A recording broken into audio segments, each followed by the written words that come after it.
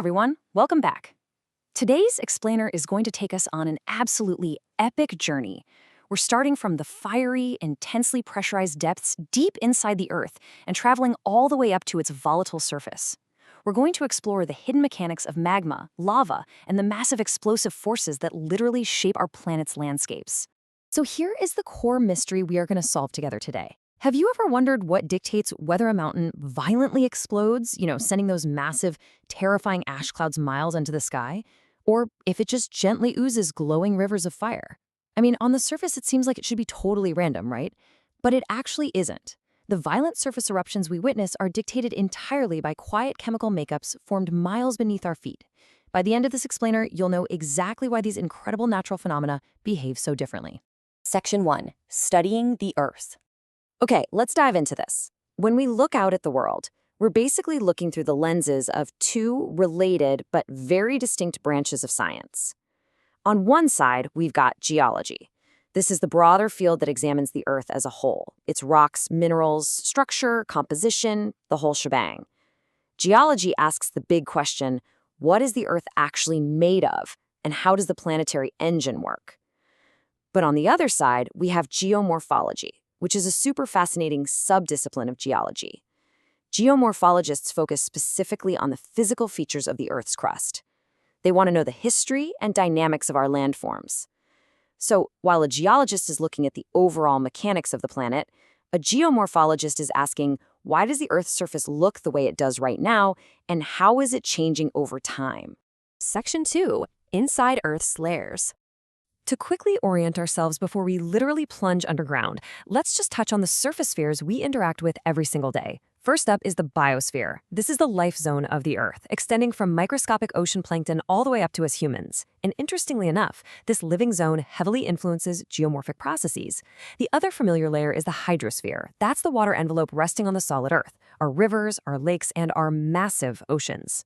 So moving downward from those atmospheric layers up top, past that blue hydrosphere and the thin rocky crust, we descend into the upper mantle, then the deeper mantle, down into the liquid outer core, and finally the solid inner core.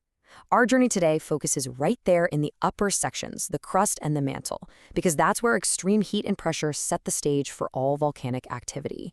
But, before we even hit the mantle, we got to pass through the crust, which is the outermost solid layer of the Earth. But here's the thing, not all crust is created equal. We've got two distinct types. The continental crust is what makes up the landmasses we live on. It's thicker, about 30 to 70 kilometers deep, and relatively less dense. Then there's the oceanic crust, which forms our ocean floors. It is significantly thinner, only about 5 to 10 kilometers thick, but it's packed much denser. Section 3. The birth of magma. So, what exactly is magma? We kind of just think of it as liquid rock, right? But it's actually an incredibly complex mixture. It definitely contains molten, or sometimes partially molten rock, but suspended within that superheated liquid are solid crystals, water, carbon monoxide, and all sorts of other gas bubbles. This intense glowing concoction forms deep in the mantle or lower crust, and it's entirely powered by unimaginably high temperatures and massive pressure. We typically find magma forming in highly active regions, places like subduction zones, continental rifts, mid-ocean ridges, and hotspots. Now, what's really interesting about this slide is the actual chemical recipe of this magma. Silicate minerals are by far the most abundant in the crust, so naturally silica is a huge constituent of magma. If you look at the breakdown here, oxygen dominates at a massive 46.6%, followed by silicon at 27.7%. Together, those two alone make up almost 3/4 of the magma's entire composition. The rest is filled out by aluminum, iron, calcium, and trace amounts of other elements and dissolved gases. But listen, keep that silicon number in the back of your mind. It's going to be the absolute star of the show when we solve our exploding mountain mystery a bit later. Section 4. Magma becomes lava. As this magma stews and develops, it pools into these huge underground areas we call magma chambers. And because this molten mix is less dense than the solid rock trapping it, it desperately wants to rise. But it faces a really tough journey. As it migrates upward, it encounters lower and lower temperatures. Honestly, a lot of the time, the magma simply cools and solidifies right there underground, never even seeing the light of day. But if the conditions are just right and the pressure is strong enough, it pushes all the way up, accumulates in a shallow chamber, and eventually erupts out of a volcano vent. and the very second it breaches the Earth's surface, it earns its new name, lava. Let's look at a direct comparison here, because while magma and lava are closely related, they are absolutely not the same thing. Location is the obvious difference, for sure. Magma is inside, lava is outside. But the absolutely crucial point is what happens to the physical properties during this transition. Notice that temperature drop. Magma can reach a blistering 1300 degrees Celsius, but lava maxes out around 1200 degrees. Why? Because the moment it hits the surface, it immediately begins cooling.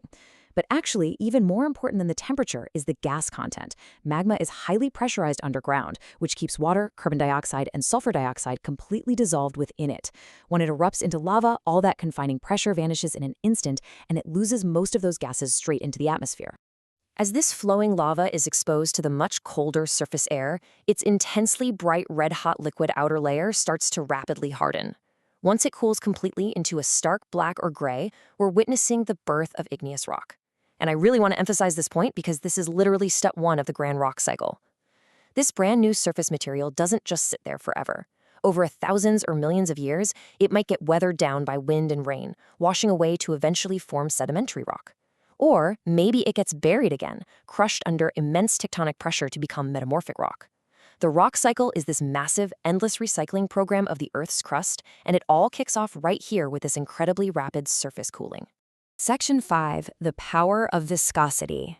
So let's ask that big question one more time to lock it in.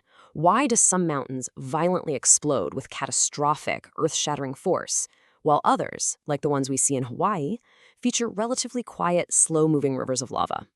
Well, the answer comes down to two primary factors: the dissolved gas content we just talked about, and a little thing called viscosity. Let's break down this concept real quick. Viscosity is essentially a liquid's resistance to flow. Think of the difference between pouring a glass of water versus pouring a jar of really thick honey. The honey has high viscosity. It stubbornly resists flowing. Water has low viscosity. In the context of lava, temperature plays a massive role here. Higher temperatures lead to lower density, which equals lower viscosity, meaning it flows much, much easier. But temperature is only half the story. And here is the true mastermind behind all of it. Remember earlier when I told you to keep silica in mind? Well, silica content exerts the absolute greatest control on magma and lava viscosity. It's a pretty straightforward relationship. The higher the silica content in the magma, the greater the viscosity. All that silica makes the molten rock incredibly thick, sticky, and highly resistant to flowing anywhere. And this brilliantly illustrates the real-world consequences of viscosity. When you have superfluid, low-silica basaltic magma, it's really runny. Trapped gases can easily bubble out and escape, resulting in a gentle, quiet eruption.